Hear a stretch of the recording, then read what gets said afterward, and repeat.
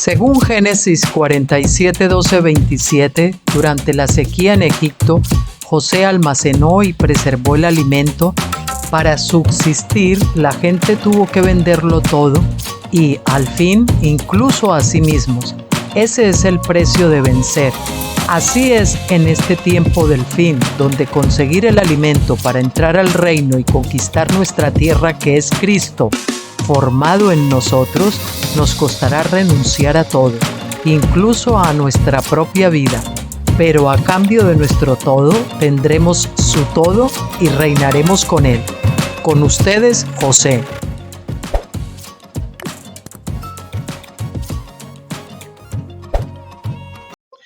Hola, muy buenas noches. Y hoy digo noches porque hoy se ha hecho un poquito más tarde, son las 9:06 más o menos, o 5:06 aquí en España.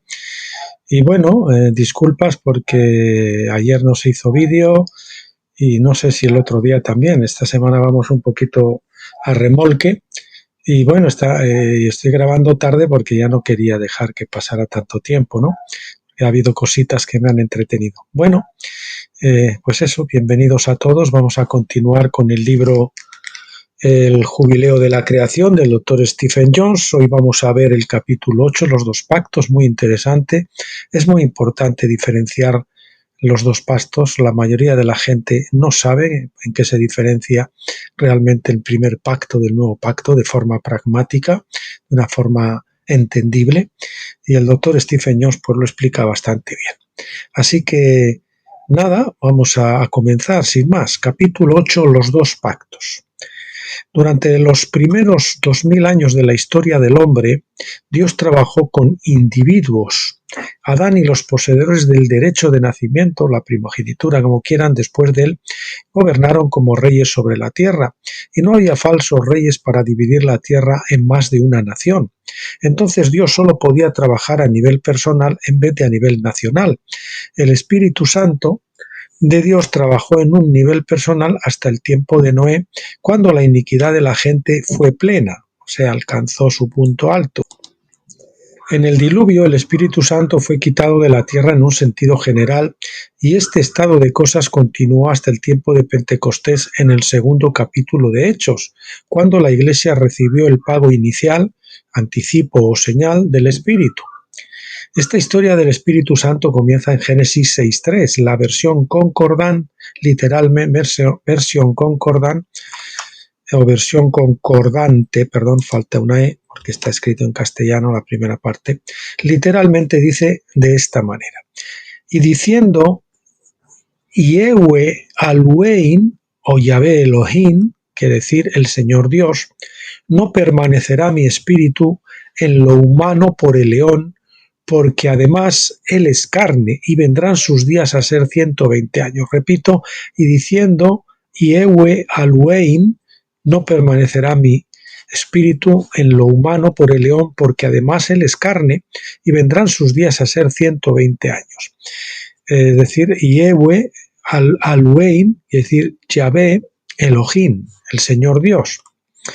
Superficialmente, este versículo habla del aliento, entre paréntesis espíritu, de Dios que debía ser quitado de la humanidad. Vamos a poner aliento también con mayúscula entonces. Ahogándola literalmente. Ver también Génesis 6:17 y 7:22. Estos versículos nos dicen que todo lo que tenía aliento de vida murió. Hay un significado más profundo para estas declaraciones. La palabra para respirar en hebreo es ruach, que tiene un doble significado. Significa, ruach, acabado en ch, significa tanto aliento como espíritu. Por lo tanto, tomando el significado en otro nivel, el Espíritu de Dios también debía ser eliminado de los hombres por el león, o edad.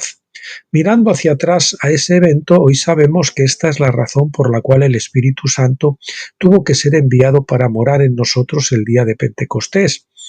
En ese día Dios nuevamente sopló en la Iglesia el aliento de vida que había sido removido en el tiempo de Noé. En el nivel más alto de cumplimiento, esta inspiración del Espíritu Santo no se completará completamente en el sentido de la fiesta de los tabernáculos, hasta que la gloria del Señor llene toda la tierra como las aguas, otra vez, ya fue una vez, como las aguas cubran el mar. Habacuc 2:14. Por el juicio, que era el diluvio, el Espíritu Santo fue removido, y por el juicio, en este caso el lago de fuego, el Espíritu Santo una vez más será derramado sobre toda carne, como se dice en el apéndice 2, que veremos a su tiempo. El diluvio fue el bautismo de la tierra en agua. El lago de fuego será el bautismo de la tierra en fuego. Ambos tienen como propósito la limpieza y la purificación. Epígrafe nuevo, pacto de restauración de Dios con Noé. El plan de Dios se revela de manera progresiva en toda la Biblia. El plan es legalmente establecido de manera formal por medio de los pactos de Dios. Comúnmente se entiende que el primer pacto se estableció en Génesis 3:15, cuando Dios dijo que aplastaría la cabeza de la serpiente. Sin embargo, esto se entiende mejor como una promesa, en lugar de como un pacto formal y legal. Hay muchas promesas, pero solo unos pocos pactos reales como tales. La primera vez que Dios dijo específicamente que estaba estableciendo un pacto formal con Noé fue en Génesis 9. Leemos en los versículos 8 a 17, y habló Dios a Noé y a sus hijos con él diciendo: y he aquí que yo establezco mi pacto con vosotros y con vuestros descendientes. Hemos puesto en cursivas con vosotros y con vuestros descendientes después de vosotros, y con todo ser viviente, en cursiva todo ser viviente, que está con vosotros, los pájaros, el ganado, el ganado y toda bestia de la tierra que está con vosotros, todos los animales que salen del arca, todos los animales de la tierra. Y establezco mi pacto contigo, y nunca más toda carne será cortada por el agua del diluvio, ni habrá una vez más un diluvio para destruir la tierra.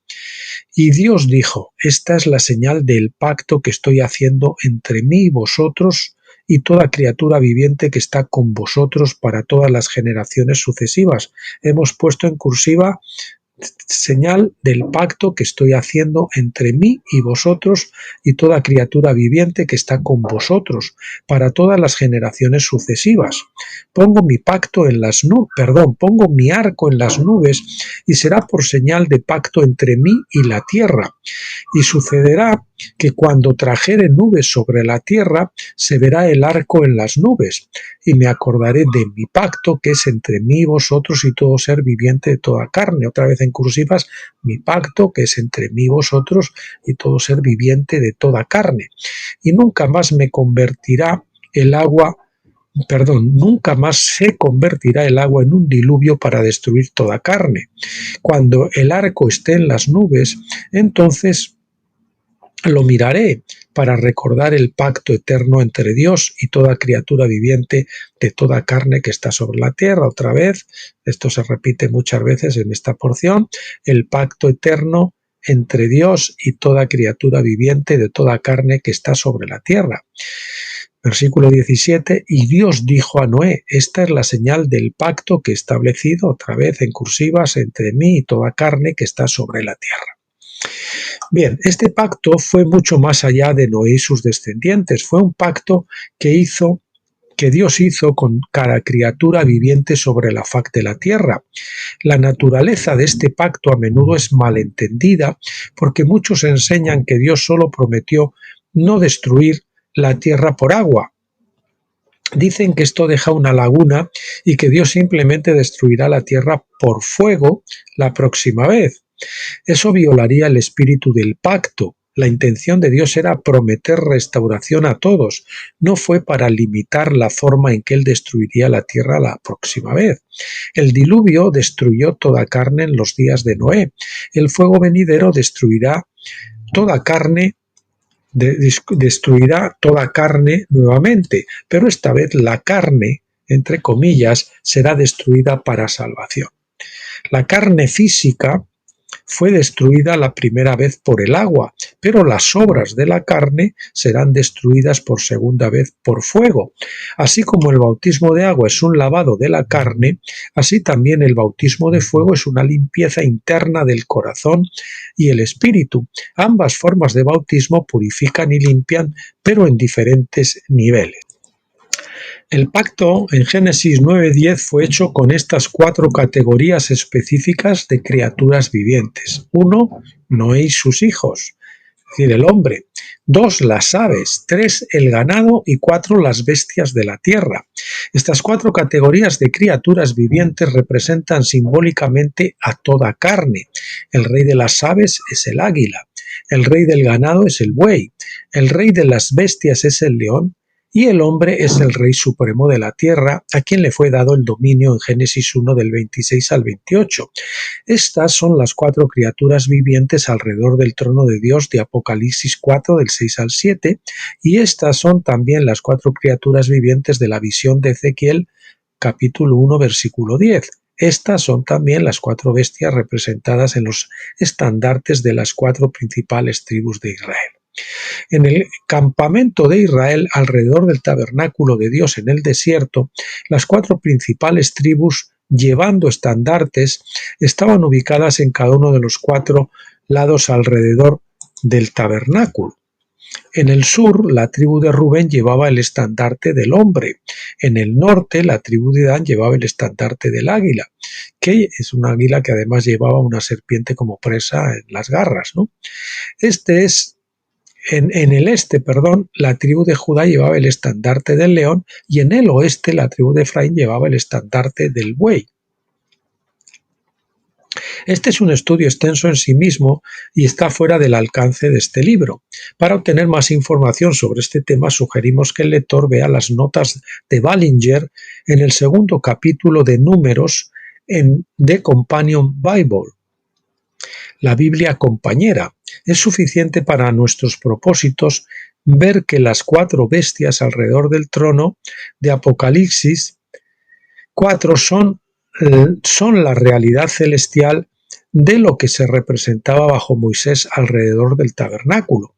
El profeta Ezequiel tuvo una visión de los cielos mientras miraba hacia el norte, capítulo 1, versículo 4, cuando el torbellino se movió hacia el sur. Hacia el profeta vio primero el rostro de un hombre, 1:5.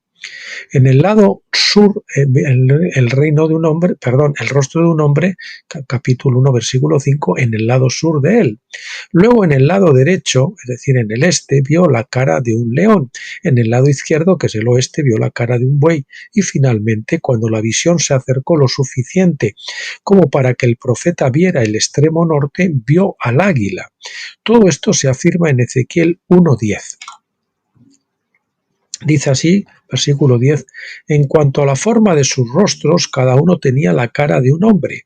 Los 4 tenían la cara de un león a la derecha y la cara de un toro a la izquierda, y los 4 tenían la cara de un águila. Ahí tenemos otra vez eso.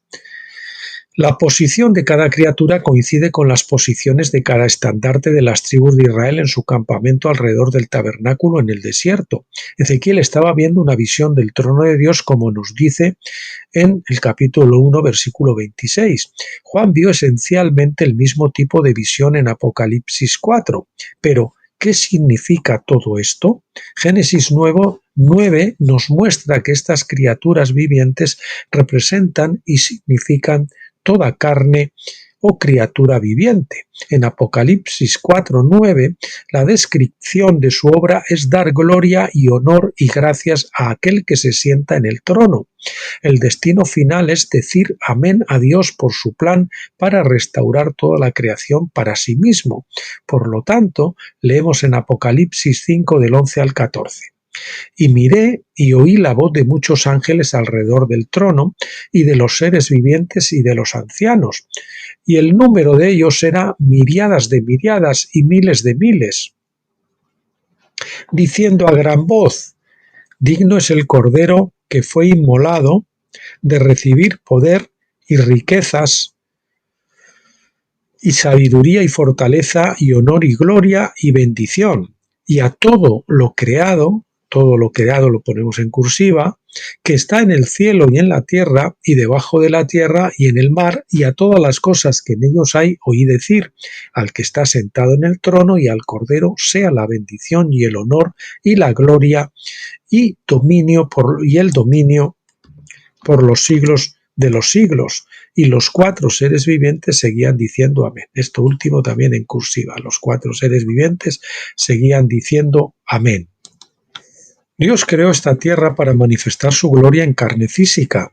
Le dio al hombre el dominio sobre la tierra, la autoridad bajo Dios, para darle al hombre la oportunidad de decir amén a todo lo que Dios hace.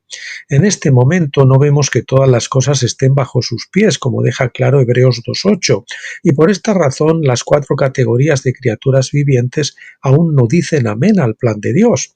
La enemistad aún existe, los hombres aún no están de acuerdo con Dios, pensando que tienen una mejor manera de gobernar el universo. Pero llegará el día en que las 4 bestias digan amén, porque toda la tierra será llena de su gloria.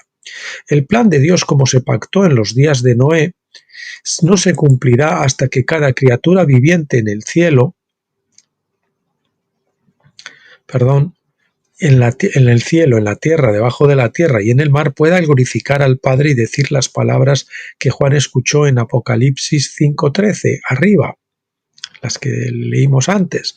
Cuando todos puedan hacerlo, entonces las 4 criaturas vivientes gritarán con alegría con un amén rotundo. Esta es la verdadera trompeta del jubileo que Dios espera oír. Siguiente epígrafe, Abraham y el propósito de la elección. El pacto con Abraham fue para establecer a través de quién el reino de Dios se extendería por toda la tierra. Repito, el pacto con Abraham fue para establecer a través de quién el reino de Dios se extendería por toda la tierra. Bueno, yo creo que se lee mejor así, a través de quién se extendería por toda la tierra el reino de Dios. Con Abraham, Dios comenzó un nuevo método de operación en la tierra. Él eligió y comenzó a formar su propia nación, designada como el medio por el cual todas las familias de la tierra serían bendecidas. Génesis 12:3 nos dice eso. La idea de la elección de Dios nunca fue una salvación exclusiva para el beneficio de unos pocos. La elección, como claramente retrata el trato de Dios con Abraham, muestra que está más en la línea de las elecciones políticas. En otras palabras, es parte del gobierno de Dios, una jerarquía de niveles de autoridad en la tierra. Dios elige a los hombres para ocupar esos puestos de autoridad con el fin de servir a la humanidad. La elección y el llamamiento determinan la capacidad de uno de servir a la humanidad, porque Dios equipa a sus siervos para que hagan el trabajo que Él los llama a hacer. Por lo tanto, los llamamientos más elevados recaen sobre aquellos que son siervos de todos. Toda medida de autoridad tiene igual medida de responsabilidad. Esto se debe a que vamos a subrayar eso porque es importante. Toda medida de autoridad tiene igual medida de responsabilidad. Esto se debe a que la autoridad no es un privilegio para ser disfrutado en sí mismo. Tiene un propósito. Se da con el fin de capacitar a los hombres para bendecir a otros con la salvación en su sentido más amplio. Entonces, la elección de Dios no puede verse como la mayoría de las personas en el pasado la veían. Dios no elige a unos pocos para ser salvos. Repetimos, no elige a unos pocos para ser salvos y elige a otros para ser atormentados o aniquilados eternamente. Más bien elige a unos pocos para llevar las bendiciones y la palabra de reconciliación a la gran masa de personas. Esos los usa para que al final extiendan esa salvación a todos. Y así Dios eligió a un hombre, Abraham, y a sus descendientes después de él como punto de partida. El plan de Dios era emplearlos primero para llevar su palabra y su espíritu al resto del mundo, a todas las familias de la tierra. Por supuesto, a lo largo de los años, muchos de ellos llegaron a verse a sí mismos como amos de esclavos, en lugar de como siervos de Dios llamados a servir a la humanidad. Esto es desafortunado, y tales personas encontrarán desempleadas en la edad venidera de tabernáculos. Dios no está buscando gobernantes, Él está buscando siervos. Repito, Dios no está buscando gobernantes, Él está buscando siervos. 400 años después del llamado de Abraham, Dios hizo otro pacto bajo Moisés para establecer la responsabilidad en el proceso de restauración. En otras palabras, no estaba en el plan de Dios salvar a toda la humanidad descartando la ley e ignorando su desobediencia. Dios estableció el pacto de la ley para que podamos saber que Él hará para que podamos saber que Él hará que todos los hombres rindan cuentas. Ciertamente, restaurará a toda la humanidad, pero aparte de los juicios o sentencias de la ley,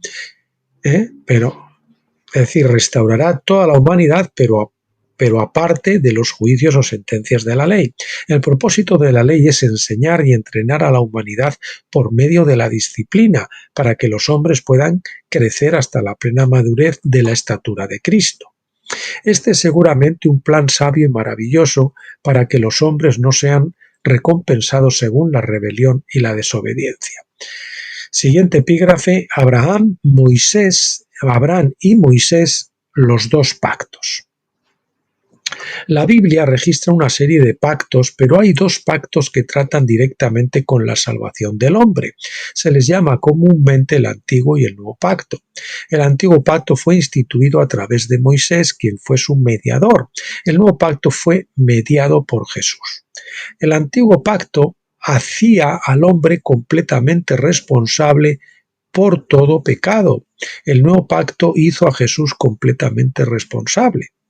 Pero para entender la relación entre estos dos pactos, debemos tomar nota del comentario de Pablo sobre ellos en el 3er capítulo de Gálatas. Es extremadamente importante que entendamos la relación entre estos dos pactos para comprender el proceso de la salvación del hombre. Gálatas 3:15 dice: Hermanos, hablo en términos de relaciones humanas. Aunque es solo un pacto de hombres, sin embargo, cuando ha sido ratificado, nadie lo deja de lado ni le agrega condiciones. Ahora las promesas fueron dichas a Abraham y a su descendencia. En otras palabras, si redacta un contrato con alguien, una vez que haya sido firmado y atestiguado por ambas partes, no puede cambiarlo ni negarse a cumplirlo. Es absolutamente vinculante para todos los que lo firman con sus nombres. Dios hizo un pacto con Abraham y con su simiente. Fue por promesa. En la terminología moderna podríamos decir que Dios hizo un pacto incondicional con Abraham. Era como una promesa de pago, un cheque que solo tenía una firma, la de Dios. Si recuerda, en Génesis 15 Dios le dijo a Abraham que tomara 5 animales y los cortara por la mitad. Esto fue un pacto de sangre. Aunque los hombres normalmente usaban solo un animal, Dios usó 5 para unirse 5 veces al cumplimiento de su promesa. 5 es también el número de la gracia. Sin duda, Abraham esperaba caminar entre las mitades de los animales con Dios, haciendo así que el pacto fuera vinculante para ambos por igual. En aquellos días, así era como los hombres hacían pactos de sangre entre ellos, unían sus brazos y caminaban entre las mitades, lo que significaba que Dios me corte por la mitad si rompo este pacto. Sin embargo, Dios tuvo una mejor idea. Sabía que los hombres imperfectos no podían ser perfectamente obedientes. Sabía que los hombres siempre romperían cualquier pacto que hicieran con Dios. Por lo tanto, los hombres siempre serían responsables y Dios tendría que cortarlos en pedazos. Así que Dios puso a dormir a Abraham, hizo que le cayera un sueño profundo, un estupor, ¿verdad? Génesis 15:12. Y mientras dormía, solo Dios pasó entre los pedazos de carne. Génesis 15:17. Por lo tanto, el pacto abrahámico fue de naturaleza incondicional. Solo Dios se obligó a realizar ciertas cosas. Esto es lo que Pablo quiere decir cuando dice que este pacto fue hecho por promesa unilateral, no por acuerdo, que es bilateral. Es por promesa que es unilateral, un cheque para Abraham escrito y firmado solo por la mano de Dios. El único problema era que si Abraham no podía firmarlo con su nombre, ¿quién lo iba a ratificar? Recordar en Gálatas 3:15 arriba, dice que nadie puede anularlo una vez que ha sido recordar Gálatas 3:15 arriba, que hemos leído antes, dice que nadie puede anularlo una vez que ha sido ratificado. Como veremos, la promesa fue dada a Abraham, pero fue ratificada casi 2000 años después por Jesús. El versículo 17 dice que fue previamente ratificado por Dios, es decir, antes del tiempo de Moisés. Sin embargo, uno debe recordar que en el Espíritu no hay pasado ni presente, y a los ojos de Dios Jesús ya había muerto desde la fundación del mundo, por eso dice el Cordero inmolado desde antes de la fundación del mundo. Apocalipsis 13:8, para ratificar el pacto,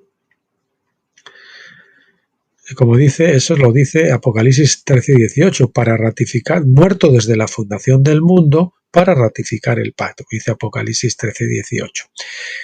Pacto que, en términos humanos, estaba por venir, y entonces la ley quedó satisfecha en este punto.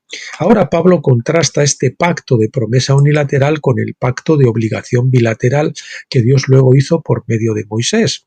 Dice así: lo que estoy diciendo es esto: la ley, que vino 430 años más tarde, no invalida un pacto previamente ratificado por Dios para anular la promesa. Verá, Pablo está lidiando con una aparente contradicción en estos dos pactos. El primero decía: prometo salvar a toda tu simiente y daros el reino. El segundo decía: te salvaré solo si eres obediente. Escuchen las condiciones del pacto mosaico que leemos en Éxodo 19, del 5 al 6. Ahora bien, si realmente obedecéis, eso está subrayado, si realmente obedecéis mi voz y guardáis mi pacto, entonces, es decir, entonces, como lo hemos puesto con letras mayúsculas, seréis mi posesión entre todos los pueblos, porque toda la tierra es mía, y seréis para mí un reino de sacerdotes y una nación santa. Si alguien duda de la naturaleza incondicional de este pacto con Moisés, solo lea Levítico 26, donde Dios explica las bendiciones por la obediencia y las maldiciones o castigos por la desobediencia.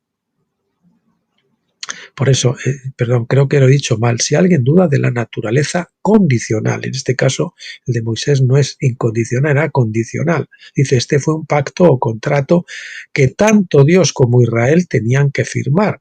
Era totalmente diferente al pacto abrahámico, donde Dios fue a la vez prometedor y a través de Jesús ratificador. Entonces el problema que Pablo plantea en Gálatas 3:17 es este: ¿qué pacto seguiremos para obtener la herencia o las promesas? Más que eso, ¿cuál es la relación entre los dos pactos? Si Dios ya prometió incondicionalmente la herencia de Israel en el tiempo de Abraham, ¿por qué instituir un segundo pacto bajo Moisés, un pacto condicional en ese momento que parecía anular el pacto abrahámico? La respuesta es que Dios, en su sabiduría, no deseaba criar hijos rebeldes o desobedientes. Si Él hubiera prometido salvar a toda la humanidad independientemente de sus acciones, entonces Dios salvaría a hijos que no se arrepintieron y que no habían aprendido las lecciones de obediencia que deseaba. Y así, el pacto de Moisés estableció los juicios de Dios sobre los desobedientes y estableció el estándar de justicia en la tierra que los hombres finalmente alcanzarían. El pacto de la ley, pronunciado en medio del fuego, estableció no sólo la disciplina para llevar a los creyentes a la madurez, sino que también estableció y definió un futuro lago de fuego para los incrédulos desobedientes. Siguiente epígrafe: la última voluntad y testamento de Dios. Supongamos, y esto aquí lo explica con un ejemplo el doctor Jones maravillosamente, eso es el por qué se tuvo que hacer ese segundo pacto de Moisés, que era condicional. después del primero que había sido incondicional, era por causa de aprendizaje, ¿verdad? Como hemos dicho. Pero vamos a verlo explicado con un ejemplo muy bueno del doctor Stephen Jones. Supongamos que debe ir a su abogado y redactar su testamento. Usted decide darle su casa y propiedades a su hijo. Está hecho por su propia voluntad, solo porque ama a su hijo. Luego regresa a casa, le cuenta a su hijo lo que ha hecho y promete que nunca revocará ese deseo. Un año después realiza otro viaje a la oficina del abogado, esta vez llevando a su hijo con usted. Allí redacta un contrato mediante el cual le dará a su hijo su herencia, pero primero deberá construir un granero en la propiedad. Ambos firman con sus nombres en este segundo contrato, porque él debe estar de acuerdo con eso. El próximo año muere. El abogado llama a su hijo y le lee su voluntad. Él es el heredero de su casa y propiedad. Este es un hecho que no puede ser anulado. Sin embargo, dado que todavía no ha completado la construcción del granero, como se especificó en el segundo contrato, por el momento no puede reclamar su herencia. ¿Tiene la imagen?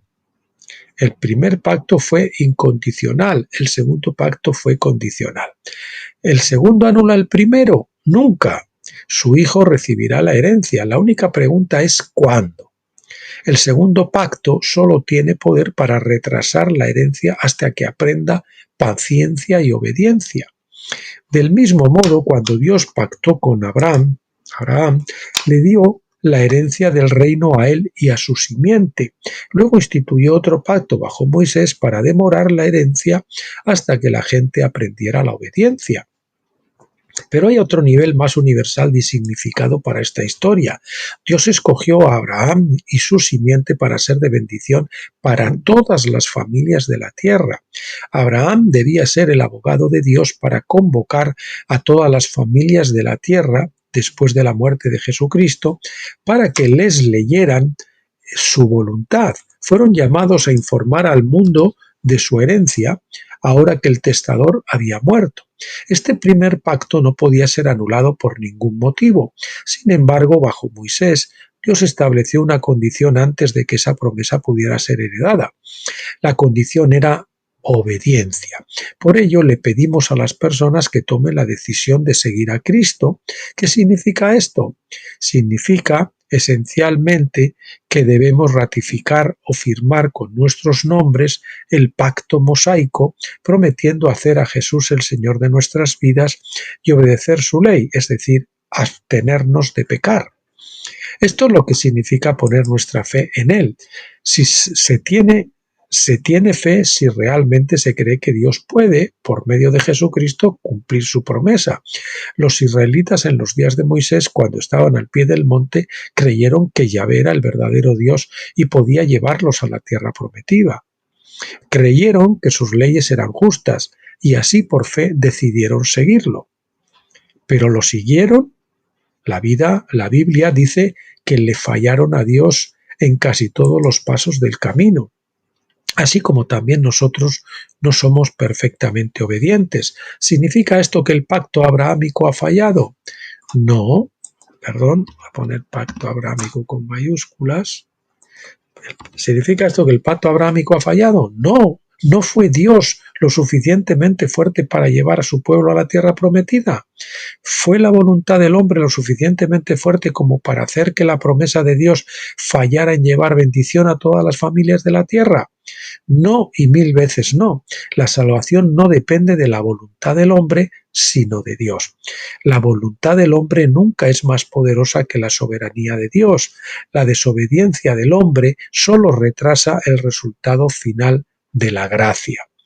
E incluso entonces, esto solo es así porque era parte del plan de Dios desde el principio. Repetimos, la voluntad del hombre nunca es más poderosa que la soberanía de Dios. La desobediencia del hombre solo retrasa el resultado final de la gracia. E incluso entonces esto solo es así porque era parte del plan de Dios desde el principio. Esto que va a continuación también va como subrayado y en negrita. Por lo tanto, nuestra decisión de seguir a Cristo, que sin duda es la decisión más importante que podemos tomar, no es, sin embargo, la verdadera base de nuestra salvación. Tampoco fue la base de la salvación de Israel. No somos salvos por la voluntad del hombre, porque la voluntad del hombre tiene sus raíces en Moisés, no en Abraham. Esta decisión de seguir a Cristo podría salvarnos solo si tuviéramos la capacidad de cumplir con esa decisión, entre paréntesis, voto o promesa, nunca más volver a pecar. Aún así, tomar una decisión por Cristo era lo suficientemente importante a los ojos de Dios como para enviar a Moisés a Israel y mediar en ese pacto de toma de decisión. Nuestra herencia con Dios se basa en un mejor pacto, el nuevo e incondicional pacto firmado por Jesús con su propia sangre. La muerte de Jesús fue la única condición por la cual se podía cumplir el pacto abrahámico. Una última voluntad y testamento no está en vigor o no entra en vigor hasta la muerte de aquel, voy a poner mejor, no entra en vigor hasta la muerte de aquel que lo ha hecho, como leemos en Hebreos 9, 16 y 17, donde dice, porque donde hay testamento debe haber necesariamente la muerte del que lo hizo, porque un testamento es firme solo en caso de muerte, porque nunca entra en vigor mientras que el testador viva. Las bendiciones de nuestra herencia se detallaron en ambos pactos, tanto abrahámico como mosaico. Sin embargo, en el pacto mosaico la herencia se puede obtener solamente por la voluntad de la carne de ser perfectamente obediente y por la sangre de toros y cabras para expiar la desobediencia. Por otro lado, el pacto o voluntad abrahámico se hizo válido por la muerte de Jesús. La herencia se obtiene solo por la voluntad de Dios y por la sangre del verdadero sacrificio por el pecado, Jesucristo. Aquellos que creen que su propia decisión los salvará, aquellos que creen que la salvación viene por voluntad del hombre, están en la misma posición que la mayoría en el Antiguo Testamento. Esta opinión condujo naturalmente a la idea de que guardar la ley podría salvar a los hombres, y así a lo largo de la historia, desde el antiguo Israel e incluso a lo largo de la historia de la Iglesia, encontramos hombres que buscan la perfección de la carne a través de la autodisciplina. Con esto vino la idea de que la perfección doctrinal, es decir, la ortodoxia entre comillas, también era necesaria para la salvación, ya que uno tenía que ser perfeccionado en cuerpo y alma, es decir, mente, cuerpo y mente. Estas ideas erróneas han puesto una gran carga sobre la Iglesia. Los cristianos de todo el mundo se ven obligados a buscar la perfección personal para ser salvos. Esto va subrayado además de negrita. Muchos están llenos de culpa por no cumplir su promesa de ser perfectos. El cristianismo para ellos se ha convertido en una religión basada en el desempeño. Repetimos, estas ideas erróneas han puesto una gran carga sobre la Iglesia. Los cristianos de todo el mundo se ven obligados a buscar la perfección personal para poder ser salvos. Muchos están llenos de culpa por no cumplir su promesa de ser perfectos. El cristianismo para ellos se ha convertido en una religión basada en el desempeño. Mientras ven en sí mismos imperfecciones personales, caminan en culpa y temor, en lugar de en perdón y fe. Esto también va ahora subrayado y en negrita. La solución es ver que nuestra salvación y justificación se basan en la decisión de Dios mismo. Nuestra capacidad de ser obedientes es un proceso de santificación. Repetimos, la solución es ver que nuestra salvación y justificación se basan en la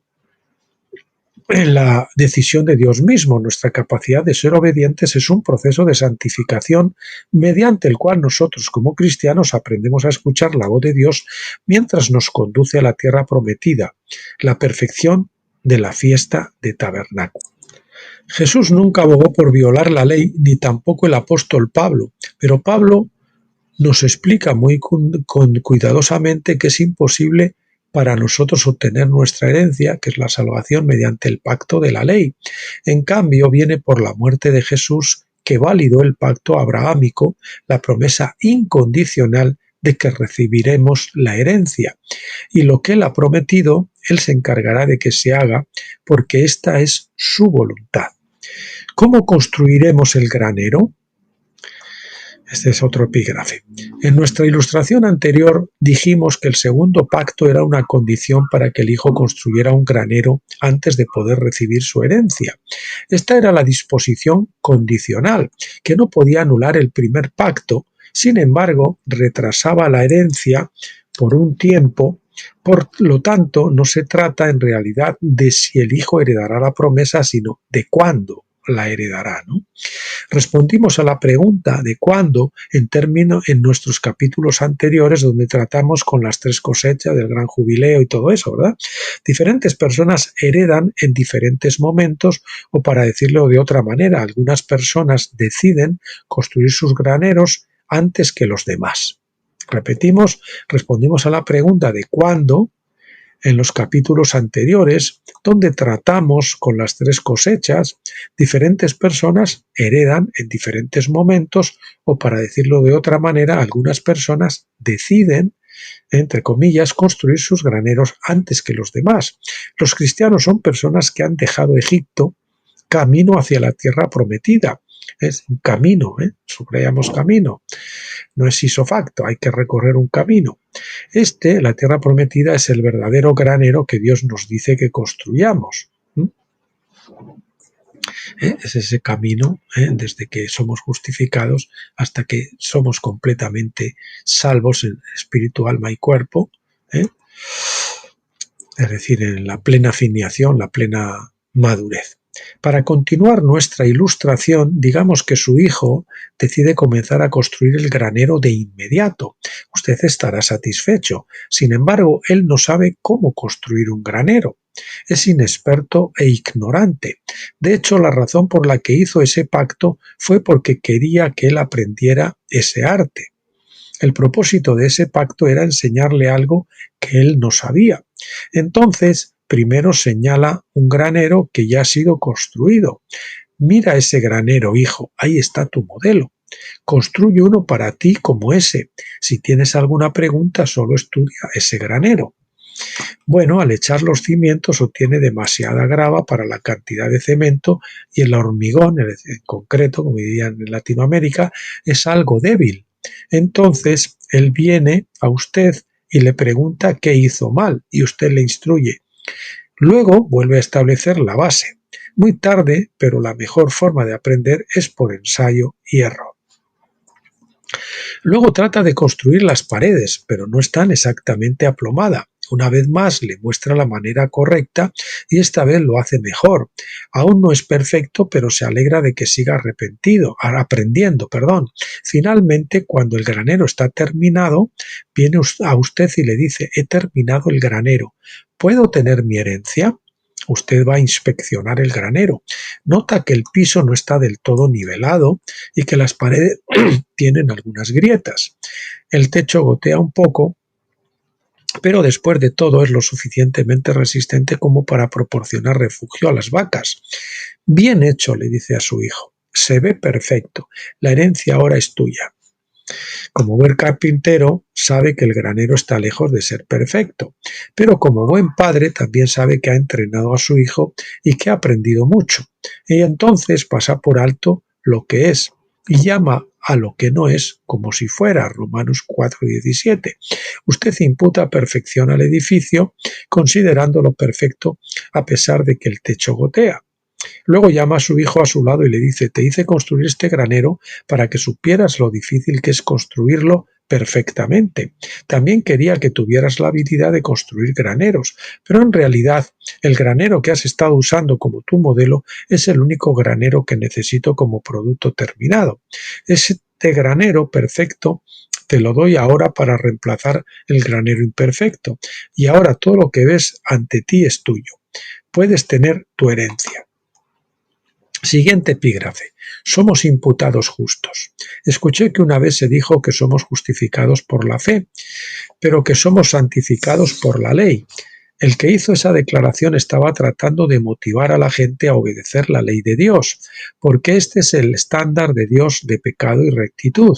Sin embargo, cayó en la misma trampa en la que los hombres cayeron durante miles de años. Pablo hizo una declaración profunda en Gálatas 3:3 que dice: «¿Tan necios sois?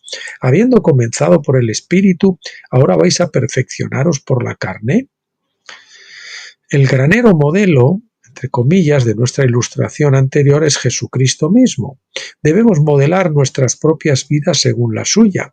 Sin embargo, debemos reconocer que las personas imperfectas no pueden construir graneros perfectos. Repetimos, debemos reconocer que las personas imperfectas no pueden construir graneros perfectos.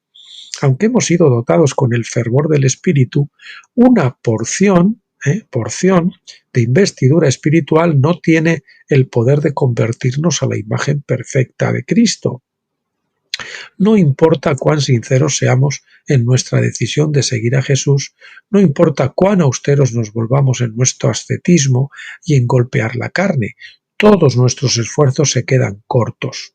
Esta carne mortal es simplemente incapaz de perfección y requiere la plenitud del Espíritu para llevarla a la incorrupción y la perfección. Esa plenitud aún no se ha dado a los hombres, a excepción de a Jesús mismo.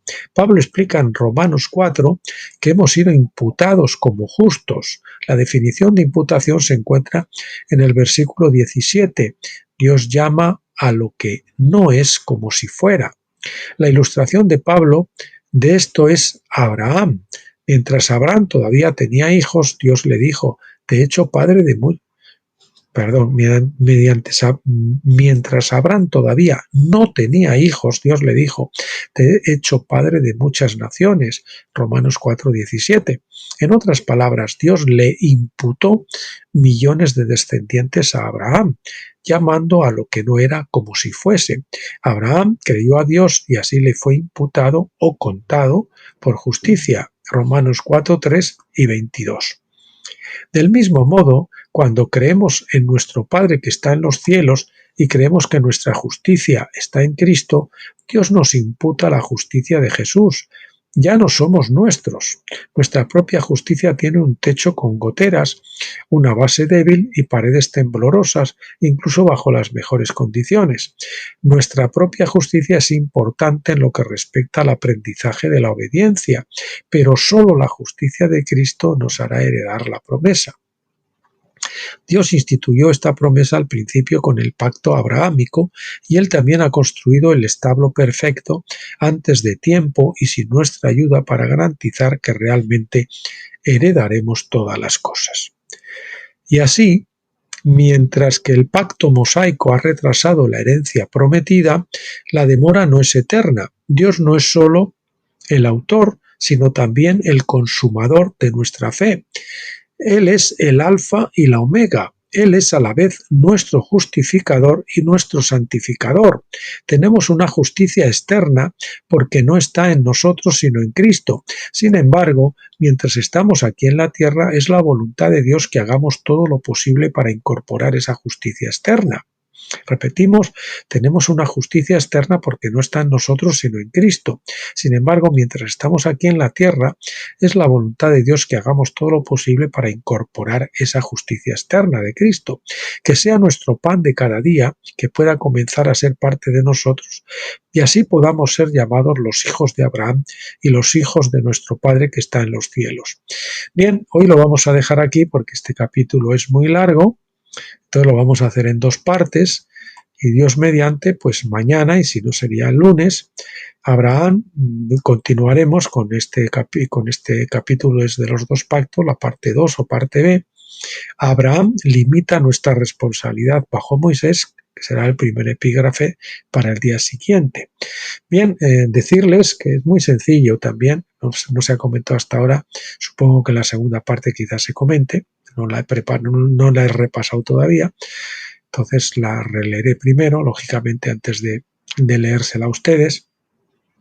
Pero básicamente la diferencia en el antiguo pacto es que ahí en el Sinaí dijeron todo lo que Dios ha dicho haremos, ¿no? Ese fue el compromiso, el pacto que hizo Dios con Israel. Ellos se comprometieron a obedecer la ley. que le fue dada, los 10 mandamientos y después pues el resto de la ley. Entonces, pues lógicamente ese es basado en nuestros propios esfuerzos que nunca se consiguen porque siempre fallamos. Y el nuevo pacto, esa era la promesa de Dios, de los hombres a Dios, el viejo pacto. Pero el nuevo pacto es la promesa de Dios a los hombres. Él unilateralmente, incondicionalmente se comprometió a que Él iba a cambiar nuestros corazones, a escribir nuestra ley en nuestros corazones y a hacernos a la imagen de Cristo. Ese es el nuevo pacto. O sea, antiguo, la promesa de los hombres a Dios, y el nuevo es la promesa de Dios a los hombres. Es decir, Él se ha comprometido a que lo va a hacer. ¿Lo puede hacer? ¿Tiene poder para hacerlo? ¿Le gusta hacerlo? Si pudiera salvar a todos los hombres, ¿lo haría? Pues conteste usted esas preguntas. Bien, pues nada más, lo dejamos hoy aquí. Gracias por acompañarme hasta aquí al final, los que hayan venido hasta el final. Bendecirles a todos ustedes, emplazarles para el próximo día, ya les digo, mañana, y si no, pues que pasen un buen fin de semana, si no sería el lunes, y pues les emplazo hasta ese próximo vídeo, y hasta entonces, como siempre, les deseo que lo pasen bien.